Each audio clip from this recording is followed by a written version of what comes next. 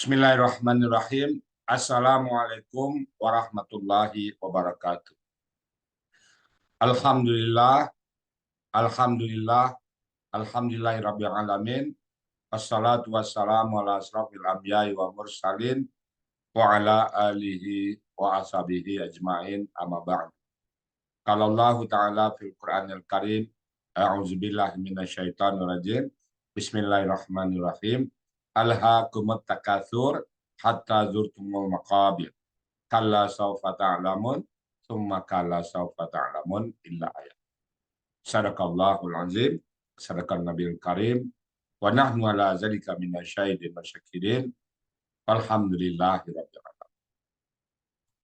Pertama-tama, marilah selalu kita bersyukur pada Allah Subhanahu wa taala atas segala limpahan rahmatnya yang kita dapatkan sampai pagi ini. Allah berikan nikmat Islam, Allah berikan kita nikmat iman, Allah berikan kita nikmat panjang umur, dan Allah berikan kita nikmat sehat badan. Keempat nikmat ini membuat kita bisa berkumpul di sini. Kemudian yang tidak kalah penting adalah nikmat mencintai. Bapak Ibu bayangkan, saya sekali lagi banyak sekali mengajak orang nggak tertarik, jangankan tertarik, tergubris perindak kita yang informasikan tentang Quran. Al-Quran itu mudah, pandang matanya kosong. Kita bilang Al-Quran itu mudah, mari kita belajar Quran. Tentang siapa yang tidak mau belajar Quran, maka ruginya dia, kosong tenang. Dan setelah itu kita buka diri, silakan datang bertanya, nggak ada. Jadi sesuatu yang sangat aneh. Sepertinya Al-Quran itu terpisah dari hidup mereka. Terpisah. Jadi Bapak Ibu sangat bersyukur ya, bahwa kita ada satu kondisi di mana kita tertarik dengan Quran. Pelihara itu. Tidak semua orang memberikan rasa ingin memahami Quran. Pengen pegang Quran, ingin tahu artinya, nggak semua orang Bapak Ibu ya. Alhamdulillah kita Allah berikan nikmat itu, dan itu patut kita syukuri. Dan kita berharap kelak nanti yaumil hisab Allah panggil kita dengan panggilan abdan syakur, hamba yang pandai bersyukur. Selawat, beri salam, tidak lupa kita sampaikan kepada junjungan kita Nabi besar Muhammad Sallallahu Alaihi Wasallam, beserta para sahabatnya, keluarganya, dan orang-orang yang ikut dia sampai kita nanti dia besar. Dan kita berharap nanti berjumpa dengan beliau. Dan kita bersama beliau di surga yang tertinggi sekali. Apa modal kita adalah mencintai Al-Quran. Senang mentadabbur Al-Quran. Karena Rasul sangat bangga dengan orang-orang yang pencinta Al-Quran. Baik Bapak Ibu, pagi ini kita bahas surat At-Takatsur. Bismillahirrahmanirrahim. Alhaakumut takatsur. Alha itu alif lam, bukan kata benda itu ya, tapi adalah kata kerja. Alhaakumut takatsur. At-Takatsur itu tarik ke depan kalian sabik. Jadi kemegahan dunia telah membuat kalian lalai. Kemegahan dunia melalaikan kalian. Kalian lalai dengan kemegahan dunia itu, kalian lalai dengan kekuasaan kalian, kalian lalai dengan harta yang banyak kalian lalai dengan popularitas kalian lalai dengan nama kenal kalian, dan lalai kita dunia, hiasan dunia. Dihiasi dunia ini dengan keinginan beternak, keinginan wanita, dan macam. Semuanya membuat kita lalai. Alhaakumut takatsur. Kemegahan dunia telah membuat melalaikan kalian. Anak Adam ini Bapak Ibu ya, andaikan dia minta gunung emas pertama diberikan ke Allah Nabi, dia akan minta gunung emas yang kedua. Diberikan gunung emas kedua, dia akan minta gunung emas yang ketiga. Kapan berhenti? Apabila mulut disumbat dengan atau alias mati. Orang tidak akan pernah puas dengan harta. Punya rumah satu, pengen dua. Punya rumah dua, pengen 7. Dapat rumah 7, pengen 14. Saya pernah melihat di satu rumah, cuma 3 anggota keluarga, mobilnya 7. Itu apa tuh mobil 7? Bahkan ada saya punya kenalan, punya orang saya lihat, ada rumah banyak sekali. Jadi tempatnya cuma satu. Ada satu rumah, tempat barang-barang bekas. Ya. Ditumpuk semua barang bekas. kursinya, mejanya, tempatnya satu rumah. Coba Bapak bayangkan, hartanya perabotnya berlebih, rumahnya berlebih. Alangkah baiknya rumah seperti itu serahkan ke rumah Quran, tapi Quran untuk rumah Quran dan yang lainnya disedekahkan perabot-perabot. Jadi tidak ditumpuk satu rumah. Harta-harta yang tidak digunakan akan menuntut. Al-Hakum, orang pasti akan tahu. Kemegahan dunia itu membuat kita lalai. Dan lagi kalau orang-orang kantoran itu di lapangan golf atau lapangan golf itu sangat melalaikan. Banyak sekali perbuatan-perbuatan yang melalaikan di situ. Rasanya 1 banding sekian orang yang pemain golf itu yang istiqomah, nggak jarang sekali. Jadi kemegahan dunia membuat kita lalai. Karena setan memang ada di situ. Nah, sampai kapan? Hatta zurtumul maqabir. Sampai kalian mengunjungi kubur. Sampai zur itu zawara, berziarah, mengunjungi, artinya mati. Sampai kalian mengunjungi kubur. Bukan hanya sekedar datang, sampai masuk kubur. Sampai ke liang lahat. Orang tak akan pernah berhenti meminta kepada Allah. Dikasih 1, minta 2. Kasih 2, minta 7. Maka orang Islam sebaliknya, karena dia puas dengan apa yang ada. Kita punya rumah 1, alhamdulillah. Tak ingin kita rumah 2. Walaupun ada kekuatan ekonomi kita, bagus kita berbagi dengan yang lain. Masih banyak orang-orang yang punya sarana itu. Jadi kita bersyukur. Hatta zutumun, sampai kau masuk kubur, sampai kalian masuk kubur semua. Lalu kala, janganlah. Awas, awas. Oh, apa itu? Saufata. Kelak kau akan tahu akibat kita hubud dunia tadi, akibat kelalaian itu tadi, ada akibat. Nah, kalau kita gimana? Harta yang kita miliki, kemegahan dunia kita miliki, semuanya rumusnya adalah harus kita kepada Allah. Kita punya harta itu mendekatkan kita kepada Allah. Siapa dia tuh? Utsman bin Affan, Abdurrahman bin Auf. Dia kaya. Utsman bin Affan kaya, tapi kekayaannya untuk perjuangan jalan Allah. Pada saat dia krisis, apa yang dilakukannya? Semua barangnya digratiskan. Pada saat krisis air, semua dibeli. Saat perang, ontanya semua untuk di jalan Allah. Semua hartanya untuk mendekatkan diri pada Allah. Umar bin Khattab punya keberanian, punya kekuatan, semuanya apa? Untuk menolong dakwahnya. Jadi semuanya yang kita miliki, rumusnya cuma 1, Pak. Jadikan kita dekat sama Allah. Kalau yang kita punya enggak mendekatkan kita sama Allah, itu harta, jabatan, kekayaan, enggak ada gunanya sama sekali.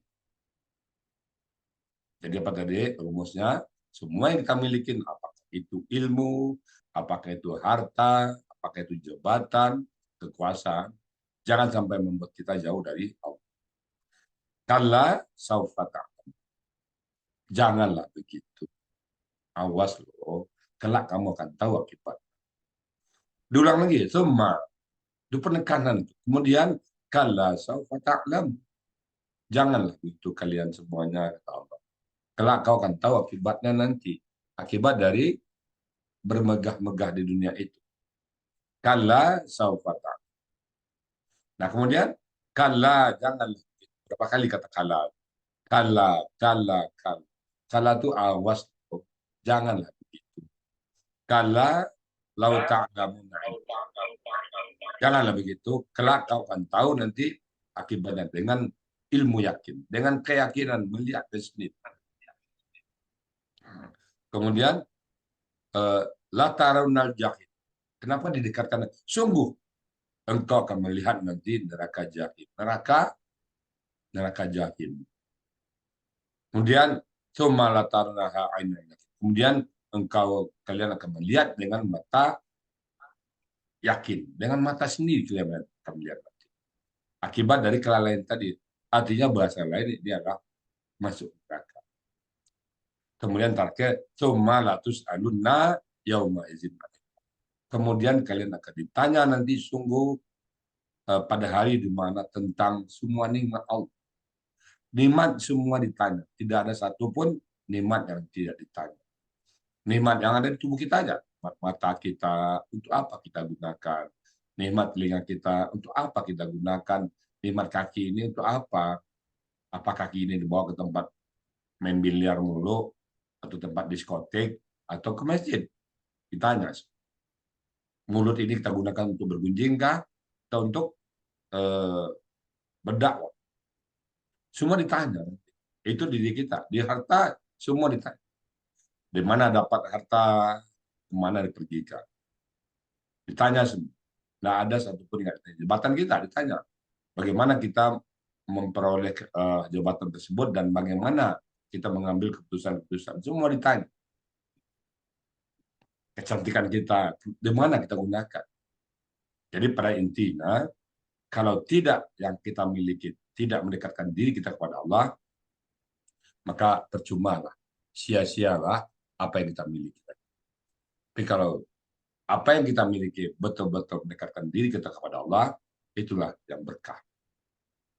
Jadi sini Allah sudah berpesan, jangan sampai kita lalai. Janganlah kehidupan dunia ini, janganlah cuman hidup dunia ini mata Allah. Kehidupan yang sangat melalaikan, yang patah morgana, hidup yang bersenda gurau, hidup yang main-main, hidup yang semestinya, hidup yang sebenarnya itu adalah nanti di akhirat. Itulah hidup abadi. Hum fiha khalid. Kekal di neraka. Kekal, surga kekal. It's our choice. Pilihan kita di mana? Ini adalah ada ingatkan tentang kekayaan kita, tentang harta kita, tentang jabatan kita, tentang apapun yang kita miliki.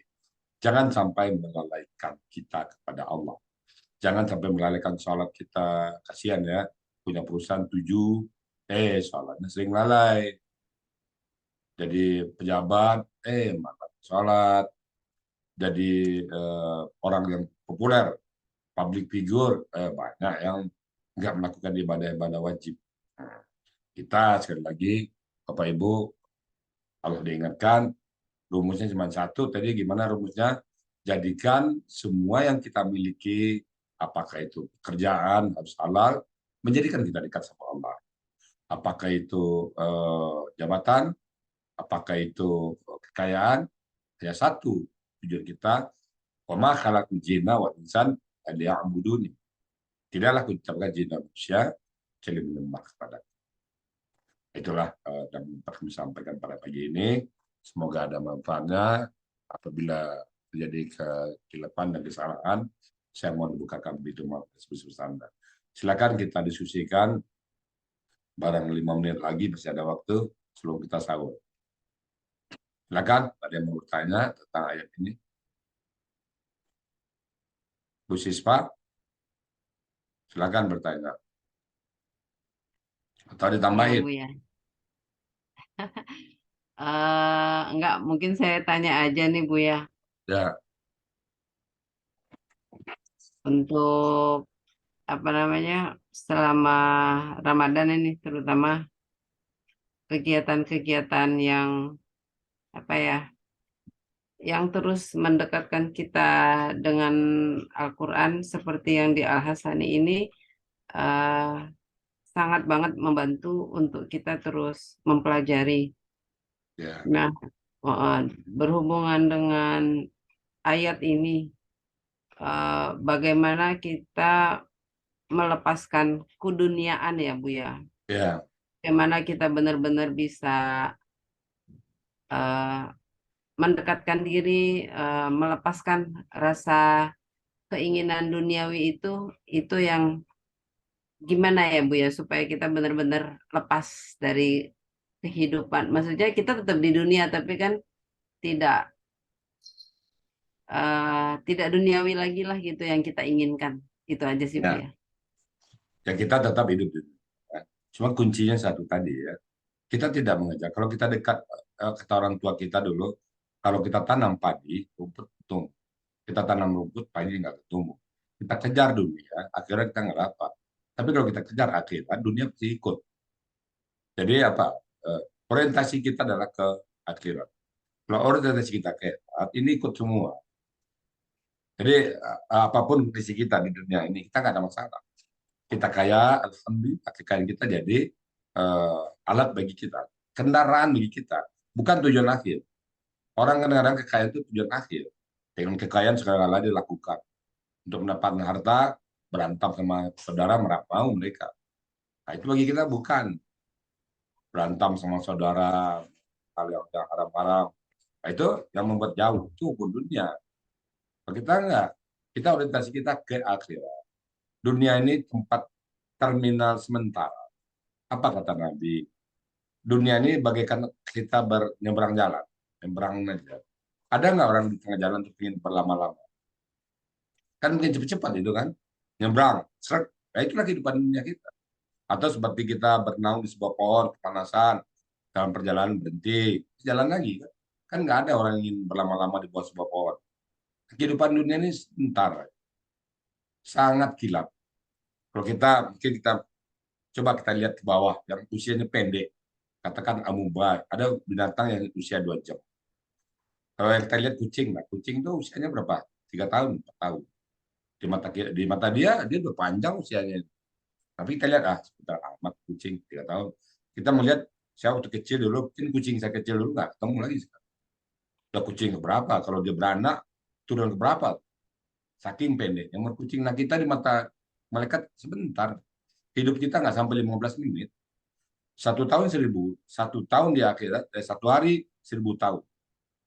Nah, 60 tahun berapa sebenarnya hidupnya? Sebentar sekali. Kalau saya mengatakan satu titik kehidupan kita di dunia ini, terus ada garis panjang yang panjang tanpa ada batas, itulah kehidupan akhirat.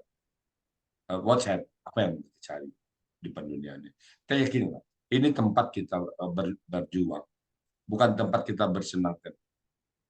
Dunia tempat kita berjuang. Kita bukan uh, anti dunia, enggak. Ya memang dunia ini tempat kita ladang kita. Tempat kita bercocok tanam, tempat kita berusaha, tempat kita mengadakan diri kita Allah. Yang hasilnya nanti kita peroleh di akhirat kelak. Jadi bukan terminal terakhir ini. Nah, banyak orang lalai itu karena menganggap dunia ini tujuan terakhir. Kekayaan tujuan terakhir, jadi menteri tujuan terakhir. Itu terakhir. Ya. Mereka menganggap itu adalah kehidupan terakhir mereka. Mati, selesai, udah. Kita tidak. Orientasi kita adalah akhirat. Nah, kita, apa kata Allah, kita apa yang Allah peringatkan, itu ya beda agama. Kita tetap kaya, kita tetap punya power, kita tetap tapi semua orientasi ke akhirat. Karena Islam juga butuh perjuangan. Ya gitu Mas ya. Orientasi kita ke akhirat. Banyak rumah orang kaya. Di sana banyak yatim piatu yang berlindung di situ. Bagus. Banyak tapi Quran sponsornya adalah orang-orang kaya. Itu bagus daripada orang kaya mensponsor kita yang lain. Itu bagus itu. Contohnya Utsman bin Affan. Utsman bin Affan itu luar biasa. Pada saat perang, dia semua. Kena ibarat sekarang, tank wajahnya dia semua. Suatu saat, krisis di Mekah, dia pulang berdagang dari Yaman, di stop oleh orang kafir Quraisy di tengah jalan. Ingin memborong barang dagangan Utsman bin Affan. Apa kata Utsman bin Affan? Berapa kau beli? Kami beli 10 kali lipat. Oh, no. Kalau kita sekarang, seorang pengusaha, barang kita satu, dibeli 10 kali lipat, mau nggak? Tergiur kita. Krisis ini, Utsman bin Affan, mau kau beli 700 kali lipat? Kaget orang-orang kafir Quraisy. Loh, kok begitu? Sudah ada yang belinya. Harga segitu sudah ada yang beli. Jadi dia berdagang dengan Allah. Begitu sampai di Mekah, dia gratisan semua.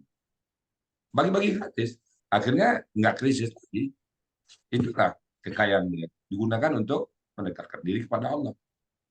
Saat perang, apa katanya? Semua onta-ontanya dia ambil. Nah, gitu ya.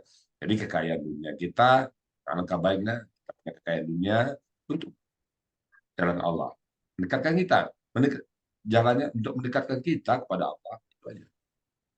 Kita punya kekuasaan. Kita buat satu ketentuan peraturan yang membuat orang banyak dekat dengan Allah. Jadi apa kita? Jadi public figure, jadi bintang film. Pakailah kemana-mana kehidupan. Karena kita ditiru orang. Kan kita bisa berdakwah. Karena pakai jilbab, Kebiasaan kita ngaji, orang tiru. Jadi apapun yang kita punya itu membuat kita dan orang lain sekitar kita jadi dekat dengan Allah. It's a true. Itu yang benar. Itu ya Pak Siswa ya, Iya, makasih Bu ya. sama. Pak Sudirman ada mau dikomentarin, ditanya ayat ini ya. Silakan Pak Sudirman.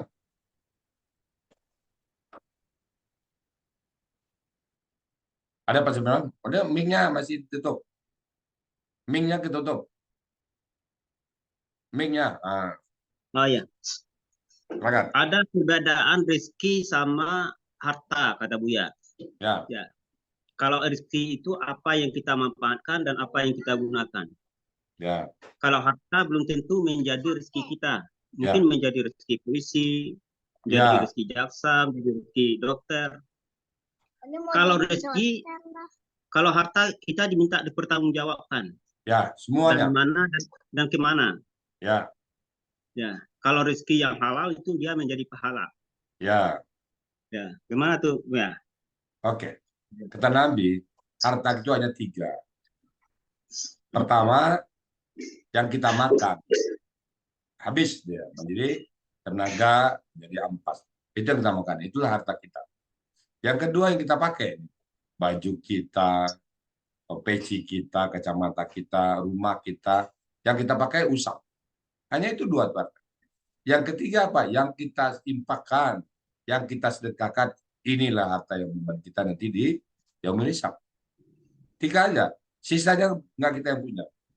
Kita punya kontrakan 7, belum tentu punya kita. Orang lain nempatin. Uangnya masuk ke rekening. Sewanya memang masuk ke rekening kita, belum tentu untuk kita, Pak. Entah itu untuk jaksa, entah itu untuk dokter, entah itu untuk sekolah, dan sebagainya. Kan punya kita. Yang punya kita cuma 3, kata Nabi. Harta kita hanya 3. Satu yang kita makan, kita lagi sahur nih. Nah, itu ya harta kita. Habis. Yang kedua yang kita pakai, baju, celana, rumah, usang. Yang ketiga yang kita sedekahkan, Pak. Berjihad di jalan Allah dengan harta. Ada pondok pesantren, kita biayai. Ada anak yatim piatu yang sedang menimba ilmu, yang nggak punya harta, kita biayai, kita mampu. Ada kegiatan-kegiatan yang sifatnya sosial, itulah harta kita. Kita semua mampu. Itulah harta kita. Ya 3 itu aja Pak Sudirman. Yang ya, lainnya ada. ya. Nah, kalau kita pintar ya gunakan harta kita untuk 3 itu. 3 itu aja harta kita. Yang kita makan berapa sih yang kita makan? Ya. Yang kita pakai berapa sih kita pakai? Bisa 7 rumah kita pakai? Enggak kan? Rumah cuma 1. Pakai cuma selapis. Kayak Bapak Ibu mau pakai 7 lapis pakaian? Enggak kan? Jadi hidup ini sederhana. Kenapa orang bajunya sampai 7 lemari, mobilnya sampai 7, padahal ada 3. Rumah sampai 14, itu apa itu? Kasihan orang lain bagian. Sebenarnya kan harta banyak itu titipan, Bapak. Seseorang diberikan harta banyak, itu titipan karena dia punya tetangga, punya keluarga, punya yang lain. Nah, dia kadang lupa diri. Allah untuk dia semua. Satu hari pernah orang datang dari Rasulullah ngadu. Ya Rasulullah, saya punya kakak, pemalas. Nggak mau dia bekerja. Sementara saya kaya, saya rajin. Saya minta sama saya. Apa kata Rasulullah? Kau diberikan Allah rezeki lebih, karena punya kakak seperti itu. Coba kamu punya kakak seperti itu. Mungkin rezeki kau lebih rendah dari itu. Jadi rezeki yang kita punya sekarang, tengok kiri, tengok kanan. Jangan. Kan? Kalau kita lebih rezeki kita, ada orang sekitar kita yang membutuhkan. Sekali lagi, rezeki itu bukan untuk kita semua. Titipan Allah. Baik, ada lagi yang bertanya, Pak? Bang apa sebenarnya? Ada Boce Nasution ini. Boce Nasution. Iya Bu ya, aku nyimak saja. Nggak mau tanya atau ditanya? Mau tanya ini apa namanya? Kan mungkin ini agak menyimpangkan keimanan ya baik, keimanan seseorang itu kan statistik ya turun naik itu Bu ya. Ya. Bagaimana kita membangun supaya keimanan kita tetap pada apa stabil gitu Bu ya. ya seperti orang-orang tua dulu kan juga bilang Sahur ya. berteman dengan, ya sudah sahur saya. Belum. Berteman dengan orang-orang yang membawa kita untuk ke jalan yang benar. Seperti itu orang-orang tua kita dulu menasehati. Tapi sekarang kan memang agak sulit gitu Bu ya untuk mendapat teman seperti itu. Bagaimana caranya ya? Terima kasih Bu ya. Alhamdulillah. Sambil makan ya. Iya. Tinggal Saya sudah sahur dulu. saya sudah sahur. Sudah sahur sambil menunggu azan subuh. Saya udah sahur Bu Oce. Sudah, alhamdulillah. Iya. bagus bagian bocah ya. Alhamdulillah. Jadi kita bersyukur Ya. kita punya komunitas yang sama-sama mencintai Quran. Maka kita jangan berpaling lagi. Iya, betul. Pertama, cari sahabat-sahabat yang betul-betul mengajak kita kepada Allah. Cari sahabat. Iya. Jangan sahabat-sahabat yang melalaikan kita. Lalu banyak cara. Dekatkan kita dengan Al-Quran. Dekatkan kita dengan Al-Quran. Baca terus Al-Quran. Insya Allah. Sama dengan tanaman. Tanaman ini nggak dipupuk kan dia gersak. Kan? Pupuk Iya, terus. betul. Makanya tiap hari kegiatan kita adalah kegiatan yang bernilai ibadah. Selalu kita naungkan bahwa setiap kegiatan kita bernilai ibadah, kita melama dekat. Terbenarkan istilahnya. Nah, cuma kita dari Zoom sia-sia membaca Quran kan itu sudah sebuah kondisi yang sangat menguntungkan kita. Iya, betul. Kan kita nggak ngomong yang lain-lain. Tentang ngomong tentang ayat Allah. Teman kita, objek kita, semua pencar kita, semuanya ujung-ujungnya adalah Allah. Iya. Sambil makan baca ya. Ya, silahkan Bu ya. Ini Selamat sebenarnya bersahur. kita tutup rekaman kita dulu ya. Ya. Baik Bapak Ibu, terima kasih atas perhatiannya. Kalau ada kata-kata yang nggak pada tempatnya, kami membukakan itu maaf sebesarnya. Karena waktu sahur udah dekat, kami sahur dulu ya. Biar topik Ya. hidayah. Assalamualaikum warahmatullahi wabarakatuh. Waalaikumsalam.